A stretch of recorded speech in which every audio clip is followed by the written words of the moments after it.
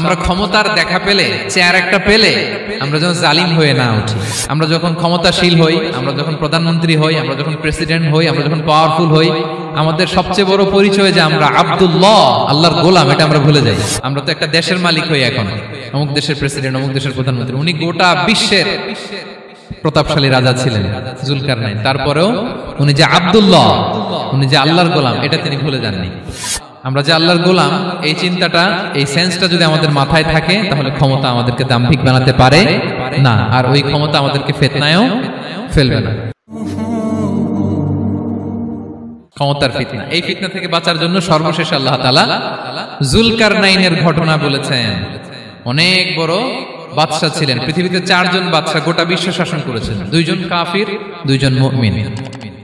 কাফির একজন হচ্ছে নমরুদ, যিনি ইব্রাহিম আলাইহিস সালামকে আগুনে ফেলেছিলেন। আরেকজন হচ্ছে বখতে নাসার, যাকে ইংরেজিতে বলে নেবুচারনেজার দ্য সেকেন্ড, দ্বিতীয় নেবুচারনেজার।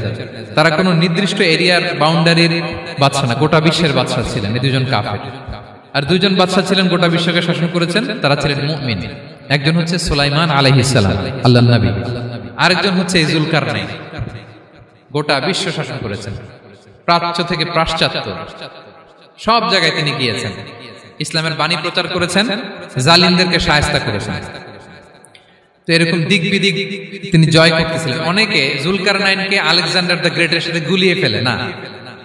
ম্যাসিডোনিয়াতে যে আলেকজান্ডার দ্য গ্রেট ছিল, উনি আর জুলকারনাইন এক নন। জুলকারনাইন হচ্ছে আল্লাহ তাআলার প্রিয় একজন বান্দা, অনেক বড় সাহসী বীর পুরুষ ছিলেন, গোটা বিশ্বে ইসলাম প্রচার করেছেন। করতে করতে করতে করতে অনেক বড় ঘটনা, আমি সব শেষের ঘটনাটা বলি। উনি জর্জিয়া, বর্তমান যে জর্জিয়ার তিবলিসি এরিয়া, এখানে এসে একটা এলাকার সন্ধান পেলেন, যারা ওনাকে এসে বলল যে এখানে একটা জঙ্গলি গ্রুপ আছে যাদের নাম ইয়াজুজ মাজুজ, তারা এসে আমাদের উপর হামলা করে। হে জুলকারনাইন, আমরা আপনাকে ট্যাক্স কালেক্ট করে দিচ্ছি, আপনি তাদের মাঝে আর আমাদের মাঝে একটা প্রাচীর তৈরি করে দেন।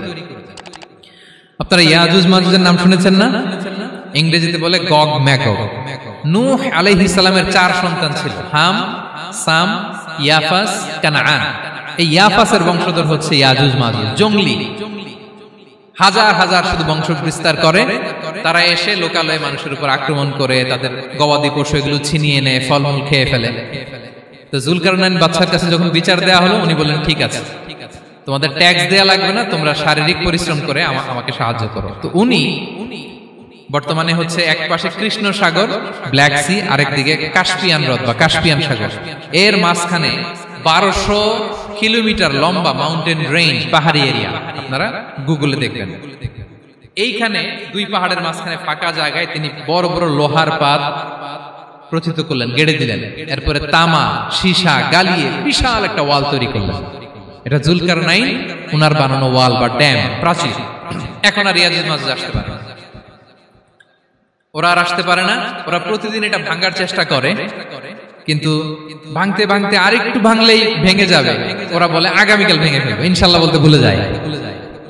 এজন্য এরপরের দিন এসে দেখে আবার এটা আগের মতো হয়ে আসছে। কিয়ামতের আগ দিয়ে ওদের মধ্যে এই ইনশাআল্লাহর প্রেরণা আসবে। তাদের একজন বলে উঠবে, আগামীকাল ইনশাআল্লাহ আমরা এটা ভেঙে খান খান করে দেব, ঠিকই ভেঙে ফেলবে। তখন তারা ভেঙে চুরে কুটি কুটি ইয়াজুজ মাজুজের দল এসে হামলে পড়বে। সামনে পড়বে তাবারিয়া সাগর, একদল এসে তাবারিয়া সাগর এমন ভাবে খাবে, এই দল যাওয়ার পরে আরেক দল এসে এখানে যে সাগরে যে পানি ছিল এটা কল্পনাই করতে পারবে না। তারা পৃথিবীতে ফিতনা ফাসাদ করবে। ঈসা আলাইহিস সালাম তখন আসবেন, দোয়া করবে আল্লাহ তাআলার কাছে মুমিনরা, একটা মহামারী দিবে আল্লাহ তাআলা ইয়াজুজ মাজুজের মধ্যে, ওরা মরে যাবে সব। এরপর বিশাল এক পাখি এসে তাদেরকে আল্লাহর মর্জি মাফিক এমন এক জায়গায় ফেলে আসবে, কেউ জানবে না। তো তারা যে পচে গলে মাটির সাথে মিশেছিল, এই গলিত লাশ থেকে মাটি খুব উর্বর হয়ে যাবে। এরপর আল্লাহ তাআলা পৃথিবীর মধ্যে বারাকা দিবেন, কিছু রোপণ করলে তাড়াতাড়ি ফুলে ফেপে বড় বড় ফলমূল হচ্ছে। তো এটা কিয়ামতের আলামতের অন্য কোনো আলোচনায় হয়তো আমরা বলবো। তো জুলকারনাইন তিনি বিশাল এখানে প্রাচীর তৈরি করে দিয়েছিলেন, এবং প্রাচীর তৈরি করে দিয়ে তাদেরকে বলেছিলেন যে যতদিন আল্লাহ তাআলা চাইবেন এটা থাকবে, এবং যেদিন আল্লাহ তাআলার আদেশ আসবে এটা ভেঙে খান খান হয়ে যাবে। তার মানে দেখেন, এত পাওয়ারফুল, এত শক্তিশালী, এত ক্ষমতাধর হওয়ার পরেও তিনি তার ক্ষমতাকে কার দিকে ফিরিয়ে দিয়েছেন? যে আল্লাহ যতদিন চাইবে এই প্রাচীর টিকে থাকবে, যেদিন আল্লাহ তাআলার আদেশ আসবে এই প্রাচীর ভেঙে খান খান হয়ে যাবে।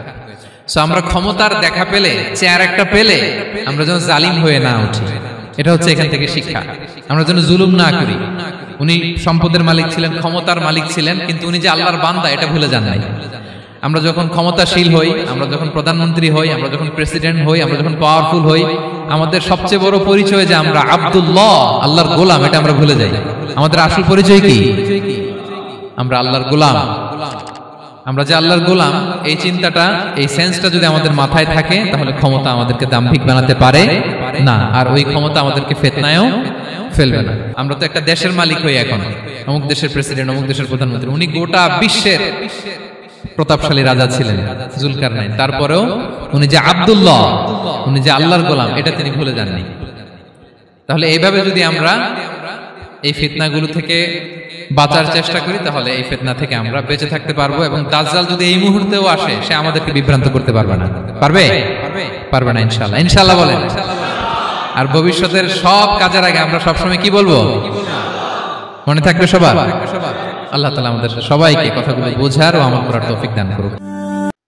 তো প্রিয় দর্শক, আমরা জুলকারনাইনের ঘটনার মাধ্যমে ডক্টর মিজানুর রহমান আজহারের বক্তব্যটি শুনলাম, আর বক্তব্যটি শুনে নিশ্চয়ই আমরা উপকৃত হব ইনশাল্লাহ। তো আশা করি ভিডিওটি ভালো লেগেছে। আবার দেখা হবে এই ধরনের ইসলামিক ভিডিওর মাধ্যমে। তো আজকে তাহলে এই পর্যন্তই। আসসালামু আলাইকুম ওয়া রাহমাতুল্লাহি ওয়া বারাকাতুহু।